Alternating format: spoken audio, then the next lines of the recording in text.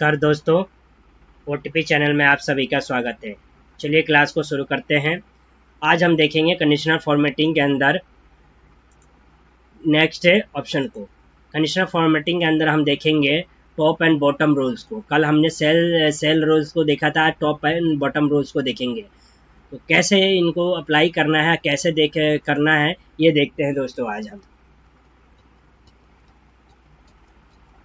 Control Z कर लीजिए जितने भी ये कलर आपने किए हैं, ठीक है। अब हम आज देखते हैं कि किस तरीके से हम सेल्स एंड रूल्स को जो है अप्लाई करेंगे इस पे।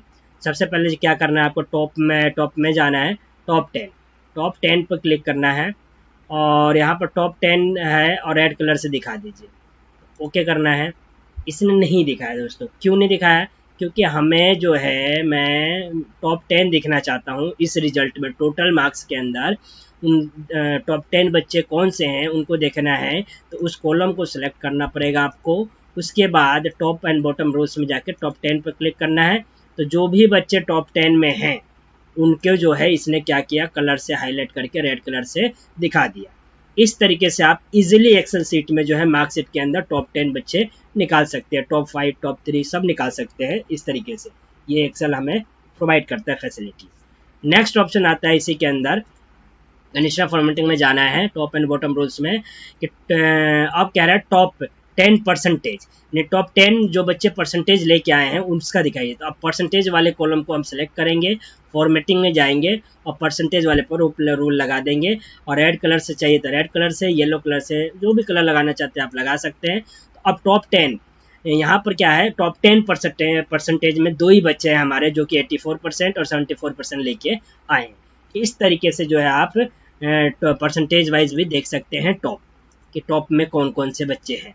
नेक्स्ट आता है कि हमारा बॉटम 10, यानी नीचे से। कहने का मतलब है, नीचे से क्या मतलब है कि जो है फेल हो, मतलब नीचे से, बिल्कुल रिजल्ट के नीचे से बॉटम के बच्चे जो 10 हैं वो कौन से हैं। जैसे ही क्लिक करूंगा तो उसका रेड कलर से आपको शो हो पा रहा है कि ये वो बच्चे हैं जो मेरे टोटल, यानी कि कितने बच्चे हैं, 20 बच्चों में से नीचे के टॉप 10 बच्चे हैं जो नीचे से टॉप किए हैं। आई इन द सेंस ऑफ नीचे से मार्क्स उनके काउंट के किए जाए तो पहले कौन आएगा और 20 पर कौन आएगा, फिर 19 पर, 18 पर, 17 पर, 16 पर। इस तरीके से टॉप 10 नहीं है, बॉटम 10 है। ठीक है दोस्तों, इस तरीके से बॉटम 10 भी देख सकते हैं, टॉप 10 भी देख सकते हैं। अब नेक्स्ट आता है इसी में टॉप एंड बॉटम रोज के अंदर बॉटम 10 के परसेंटेज देखना चाहते हैं तो परसेंटेज कॉलम को सिलेक्ट कीजिए और बॉटम 10 परसेंटेज रूल को लगाइए। तो दो ही बच्चे हैं जो कि फेल है। इस तरीके से बॉटम से दो बच्चे हैं जो कि फेल है। इस तरीके से आप आइडेंटिफाई कर पाएंगे किसी भी बच्चों को कि वो बॉटम से, बॉटम का मतलब ही यही हुआ कि नीचे से हम देख रहे हैं रिजल्ट, आप उल्टा देख रहे हैं तो सबसे कम नंबर वाले को देख रहे हैं। तो वो दो बच्चे हैं जो कि फेल है। ठीक है दोस्तों, कंट्रोल जेड कर लीजिए, वापस से फॉर्मेटिंग से बाहर आ गए हम। अब क्या देखना है इसी के अंदर, next top and bottom rules के अंदर आता है एवरेज। एवरेज अब देखना है कि किस बच्चे का कितना एवरेज है। एवरेज देखने के लिए हमें क्या करना पड़ेगा, पहले तो एवरेज निकालना पड़ेगा, तभी तो हम देख पाएंगे एवरेज की कैसे कितना एवरेज आया है। तो हम एक क्या करते हैं, कॉलम यहाँ पर एवरेज का बना लेते हैं, AVERAGE, एवरेज का बना लिया हमने। ठीक है दोस्तों, और ऑटो सम से ही हम एवरेज लगा लेंगे। अब ये पूछ रहे हैं एवरेज लिखा, अब पर नंबर और नंबर 2, दूसरा जो है कितने का एवरेज बताना है। तो पहला नंबर क्या है और दूसरा नंबर क्या है, तो एवरेज बताना है इसका डिवाइड किसके साथ, 1 2 3 4 5, 5 से वो कर दिया जाए। इसको कह रहा है कि आपको क्या करना है, कोमा लगाना है। कोमा लगाने के बाद सेकंड नंबर को एंटर करना है, वो 5 है, और इसके बाद एंटर मार दीजिए। ये एवरेज आ गया इस बच्चे का एवरेज। इसी तरीके से क्या करना है, आप ड्रैग कर लेंगे तो सभी का एवरेज यहाँ पर आ जाएगा, लगभग जितना भी है। अब एवरेज का कॉलम बनाया और एवरेज निकाल लिया हमने।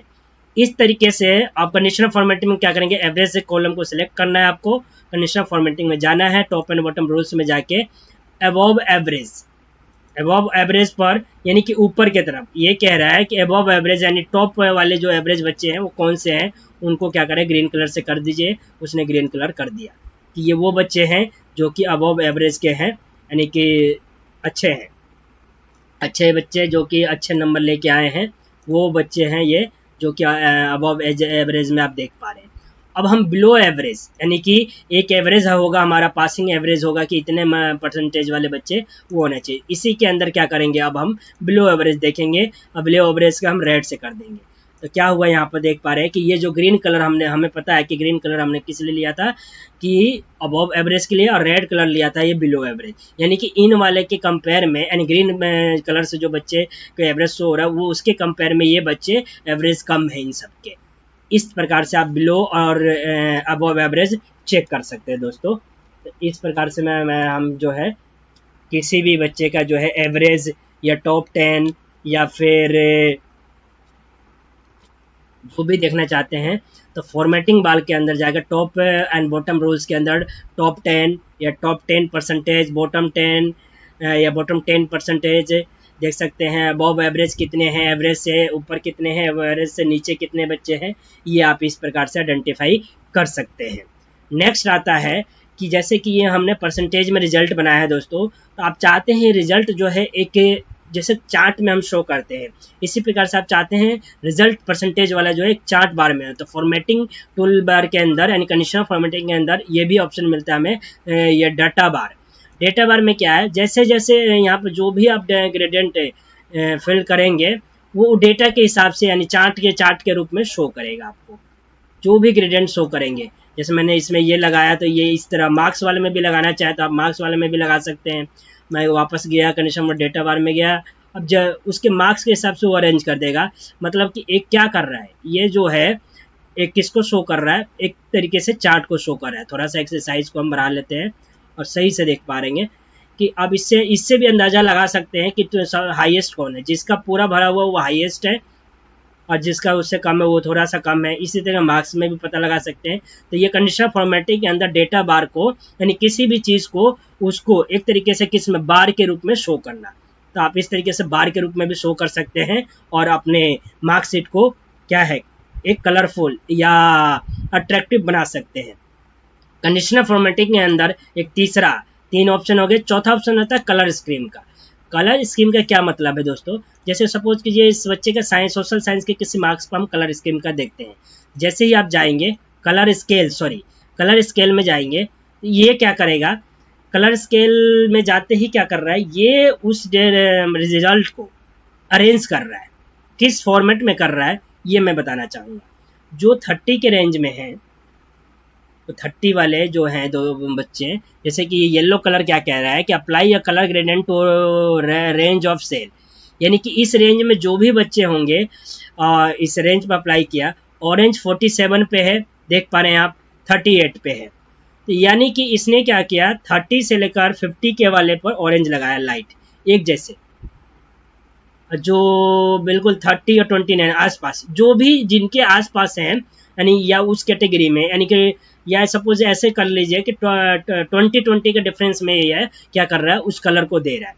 येलो जिसको दिया है, जैसे 79 को दिया 81 को, इसने क्या किया, कैसे दिया 89 और 79 को इस प्रकार से दिया है इसने कि ये जो है आसपास में है, इसलिए तो इस तरीके से आप जो है यहाँ पर कंडीशनल फॉर्मेटिंग में जाकर आप यहाँ से कलर स्केल भी लगा सकते हैं, किसी पर भी लगा सकते हैं। अगर साइंस के मार्क्स पर लगाना चाहता हूँ मैं, तो फॉर्मेटिंग में जाऊँगा और कलर स्केल में जाके इस पर भी लगा सकता हूँ, जो भी लगाना चाहता हूँ, जैसा भी कंडीशनल फॉर्मेटिंग के अंदर वो लगा सकता हूँ। अब जैसे आप यहाँ पर देख पा रहे हैं कि इसने क्या किया है, blue colour, dark blue colour किसको दिया है, जो 90 रेंज में है। 90 के अबव वाले जो है वो डार्क ब्लू के कलर से दे दिया, जो 25 के रेंज में है बिल्कुल वो है, उसको डार्क दिया। लाइट कलर किसको दिया है, जो 30 वाले रेंज में है। तो इस तरीके से ये जो है क्या है, कलर स्केल क्या करता है कि सेम रेंज के जो बच्चे हैं, लगभग उसी रेंज में आ रहे 30 to 40 या 30 to 50 के रेंज में, उनको सेम कलर दे रहा है। इस तरीके से कंडीशनल फॉर्मेटिंग में कलर स्केल लगा के भी आप आइडेंटिफाई के इजीली कर पाएंगे किसी भी चीज़ को। अब नेक्स्ट ऑप्शन इसी के अंदर आता है आइकन सेट। अब आइकन सेट क्या होता है दोस्तों, जैसे कि मैं आपको यहाँ पर इस पर अप्लाई करके दिखाता हूँ, पास और फेल पे, एवरेज पर अप्लाई करता हूँ। तो कंडीशनल फॉर्मेट में जाना है, आइकन सेट में जाना है। अब ये क्या कर रहा है दोस्तों, जैसे कि आइकन सेट यहाँ पर जो भी ले रहे हैं उसको उस आइकन से वो बता रहा है कि जो मार्क्स है उसके किसके कम है, फेल है या क्या है। अब जैसे कि कलर वाला लिया मैंने, जो हम जैसे ट्रैफिक लाइट में कलर देखते हैं, रेड येलो ग्रीन, तो ये क्या कहता है, अब ऑरेंज दिखा रहा है तो ये ऑरेंज का मतलब ये हुआ कि ये ठीक ठाक है बच्चे। ग्रीन दिखा रहा है यानी कि ये टॉप है, मतलब कि ये जो ऑरेंज वाले से अच्छे हैं। जो रेड दिखा रहा है वो ये दिखा रहा है दोस्तों कि ये बिल्कुल ही, रेड का मतलब खतरा, यानी कि फेल है। और सही में ये जो जिन दो कलर को रेड किया आप आइडेंटिफाई कर पाएंगे कि ये जो रिजल्ट वाले रो में भी इनका रिजल्ट जो है फेल है। जैसे मैं डार्क इसको कर देता हूँ एक बार, और ये रेड कलर से जो यहाँ पर जो हुआ है आइकन सेट लिया है हमने, सही इसने जो भी आइडेंटिफाई किया बिल्कुल सही आइडेंटिफाई किया है कि ये बच्चे इस रिजल्ट से मैच कर रहे हैं, फेल है। इस तरीके से कंडीशनल फॉर्मेटिंग के अंदर आप आइकन सेट को भी लेके और बच्चों को आइडेंटिटी मतलब आइकन के माध्यम से भी शो किया जा सकता है कि कौन सा बच्चा फेल है, कौन सा बच्चा पास है, या फिर कौन सा बच्चा बिलो है, बिल्कुल लो है। टावर वाला लगाएंगे तो टावर का लग जाएगा। सबसे पहले सेलेक्ट कर लीजिए, मान लीजिए मैंने क्या क्या सेलेक्ट कर लिया, ये मार्क्स वाले में आया, सेलेक्ट किया और मैं आइकन सेट में जाके टावर ले लेता हूँ, सपोज कीजिए। और मैंने ये टावर पर जैसे ही क्लिक किया दोस्तों, ये फुल टावर इस वाले में, अब क्या दिखा रहा है आप देख पा रहे होंगे थोड़ा सा, और इसको हम साइज को जूम करते हैं और इसके इस सेल्स के साइज को भी बढ़ा लेते हैं। आपको मैं दिखाने के लिए कर रहा हूँ, जैसे कि 18 कर दिया। अब देख पा रहे हैं दोस्तों कि ऑलरेडी मैंने एक फॉर्मेटिंग लगाया था जो कि बार के रूप में बता रहा है कि कौन ज़्यादा नंबर लाया है, कौन कम नंबर लाया है। लेकिन अब ये जो आइकन सेट लगाया है इसमें फुल टावर नहीं है, एक टावर कम है। इसका मतलब ये है कि ये जितना फुल टावर के लिए नंबर चाहिए था ये उस रेंज को क्रॉस नहीं कर पाया है। अब 407 वाला जो है मतलब कि इसने क्या है, इसके में फुल टावर है। फुल टावर का मतलब ये कि ये उस रेंज को यानी टॉप रेंज में है, ये सबसे टॉप रेंज में 407 है। फिर इसके बाद फुल टावर 363।